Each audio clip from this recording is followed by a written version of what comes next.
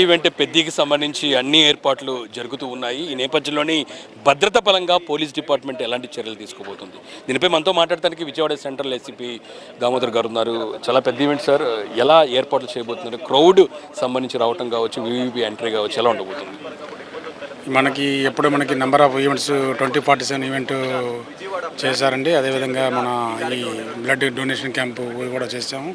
తర్వాత తమన్ ప్రోగ్రామ్ కలిసి మన ఇళ్ళరాజా గారి ప్రోగ్రామ్, ఇలాంటి అన్ని పెద్ద పెద్ద ప్రోగ్రామ్స్ కండక్ట్ జరిగింది. సాపూర్ సిపి సారును Krishnakanth Reddy Patel sir DCP sir వాళ్ళకి ఎప్పటికప్పుడు మీటింగ్ కండక్ట్ చేసి రేపు ప్రోగ్రామ్ ఉంది కాబట్టి ఈ ప్రోగ్రామ్ గురించి ఎలా చేయాలి ఏంటి అనేది దాని మీద మీటింగ్ కండక్ట్ చేయడం జరిగింది. ఆ మీటింగ్లో ఇచ్చిన ఉత్తర్వు ప్రకారం మేము రెగ్యులర్గా మనం జనాన్ని క్రౌడ్ని బట్టి ప్రోగ్రామ్ని బట్టి మనం బందోబస్తు ఎలా వేసుకోవాలా, ఎంట్రీ లెటు ఎగ్జిట్ లెటు, ఏ గేట్లో నుంచి ఎవరిని తీసుకోవాలా, తర్వాత ఏ గేట్లో నుంచి ప్యాన్స్ని తీసుకోవాలా, తర్వాత కట్ ఆఫ్లు ఎక్కడ పెట్టుకోవాలా, తర్వాత రూప్ టాప్స్ ఏంటి, అదేవిధంగా గ్యాలరీలో ఎంతమందిని ఎలా చేయాలా, కింద ఫ్యాన్స్కి అందరినీ చైర్లు వేసుకోవటం, అక్కడ ఎంతమంది బందోబస్తు వేసుకోవడం, డయాస్ ఇవన్నీ కూడా ప్రాపర్గా చేసుకొని సార్ మళ్ళీ మేము చెప్పిన దాన్ని బట్టి సార్ మళ్ళీ ఏదైనా గైడ్ చేసి ఇన్స్ట్రక్షన్స్ ఇస్తే ఆ గైడ్ ఇన్స్ట్రక్షన్ ఫాలో అవుతూ ఎక్కడ కూడా ఎలాంటి అవాంఛనీయ సంఘటన జరగకుండా బందోబస్తు ఏర్పాటు చేసుకుంటాం. మళ్ళీ ఫర్దర్గా సార్ ఏమైనా ఇన్స్ట్రక్షన్స్ ఇస్తే ఆ ఇన్స్ట్రక్షన్ ప్రకారం ఫాలో అవుతాం. సార్, ఇలాంటి ఈవెంట్లు జరిగే టైంలోని మేనేజ్మెంట్ ఏదైతే ఉందో ఈ ఈవెంట్ మేనేజ్మెంట్కి సంబంధించి ఇన్స్ట్రక్షన్స్ ఎలా ఇచ్చారు? ఎందుకంటే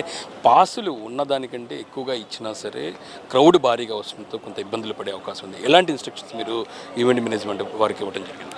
పొద్దున సారు వాళ్ళకి చెప్పడం జరిగింది, పాసులు ఎక్కువ తక్కువ ఇవ్వటం కానీ, డూప్లికేట్ పాసులు రావటం కానీ, లేకపోతే అట్లా ప్రాబ్లం లేకుండా దానికి ఏదైనా ఒకటి క్యూఆర్ కోడ్ పెట్టేసి సిస్టమేటిక్గా మళ్ళీ అది మనం డూప్లికేట్ తయారు చేయకుండా ఉండే విధంగా ఉన్న వాటిని ఇవ్వాలని చెప్పేసి ఇన్స్ట్రక్షన్స్ ఇవ్వడం జరిగింది. దాని ప్రకారం వాళ్ళు కూడా అలానే చేస్తూ ఉన్నారు. ఇట్లాంటి డూప్లికేట్లు ఇలాంటివి లేకుండా దానికి ఏ రకంగా చేస్తే మనకి జెన్యున్ పాసులు ఎలా చేయడానికి ఆస్కారం ఉంటుందో ఆ రకంగా చర్యలు తీసుకుందామని చెప్పారు. ట్రాఫిక్ సార్, మెయిన్ ఏరియా ఇది బెంజ్ సర్కిల్ మొత్తం కావచ్చు, ఎంజీ రోడ్డు కావచ్చు, ఆ టైం ఈవినింగ్ వచ్చి ఇంత పెద్ద క్రౌడ్ కావచ్చు, విఐపీల ఎంట్రీస్ ఇవన్నీ ఉన్న నేపథ్యంలో క్రౌడ్ పరంగా ట్రాఫిక్ పరంగా ఎలాంటి చర్యలు తీసుకుంటారు?